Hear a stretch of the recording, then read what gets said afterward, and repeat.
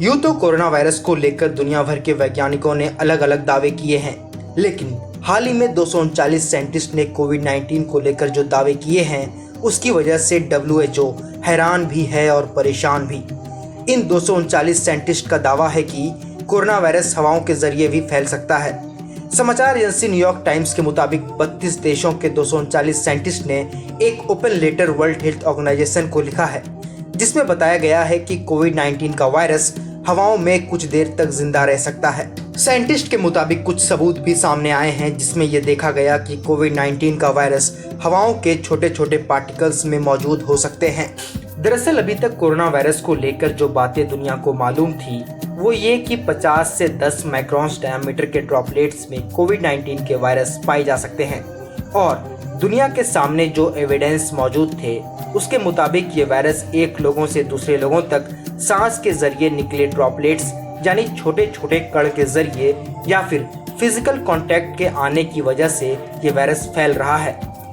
हालांकि साइंटिस्ट ने इस बात पर भी जोर दिया है कि एरोसोल ट्रांसमिशन यानी वो कण जो लिक्विड और गैस के जरिए हवाओं में मौजूद होते हैं उसकी वजह से भी ये वायरस फैल सकता है। वहीं दूसरी ओर अभी तक WHO के मुताबिक कोरोना वायरस के फैलने का खतरा उस वक्त ज़्यादा होता है जब कोई कोविड इन्फेक्टेड इंसान छींक कर, खांस कर या फिर किसी दूसरे तरीके से अपने शरीर के ड्रॉपलेट किसी दूसरे व्यक्ति तक पहुंचा दें।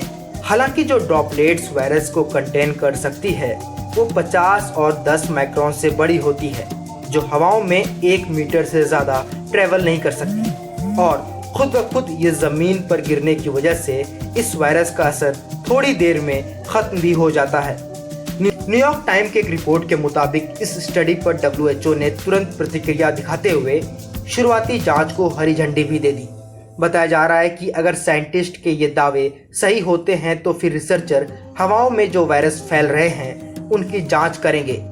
उन वायरस के टाइम ड्यूरेशन का भी पता लगाया जाएगा, यानी ये वायरस कितने देर तक हवाओं में जिंदा रह सकते हैं, और सबसे अहम बात ये कि क्या हवाओं में रहकर ये वायरस किसी इंसान को संक्रमित कर सकता है या नहीं।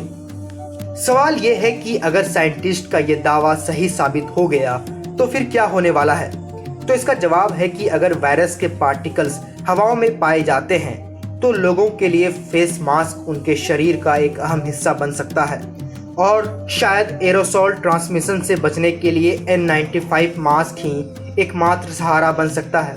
एक सवाल ये भी है कि ऐसे कौन से एविडेंस सामने आ चुके हैं जिसके जरिए एरोसोल ट्रांसमिशन का दावा किया जा रहा है। चाइना के वुहान शहर में मौजूद रेनमेन हॉस्पिटल और वू चैंग फैंगकैंग फील्ड हॉस्पिटल में किए गए स्टडी के मुताबिक SARS-CoV-2 के एरोडायनेमिक्स नेचर का पता चला है। इसी तरह अप्रैल महीने में अमेरिका के US national institute of allergy and infectious diseases में हुए रिसर्च के मुताबिक SARS-CoV-2 की मौजूदगी लिक्विड और गैस से बने पार्टिकल्स में पाई गई है।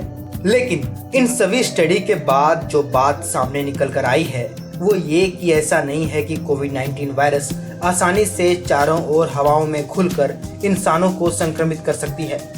साइंटिस्ट और रिसर्चर का मानना है कि अगर एक इंसान दूसरे इंसान से 6 से लेकर 10 इंच की दूरी बनाकर रखे तो कोविड-19 की पार्टिकल्स एरोसोल ट्रांसमिशन के जरिए एक दूसरे तक नहीं फैल सकती है। जरूरी यह है कि ज़्यादातर लोग फिलहाल मास्क लगाकर ही अपने रोज़मर्रा के काम करें। पीयूष कुमार की रिपोर्ट, हेडलाइंस 21 के लिए।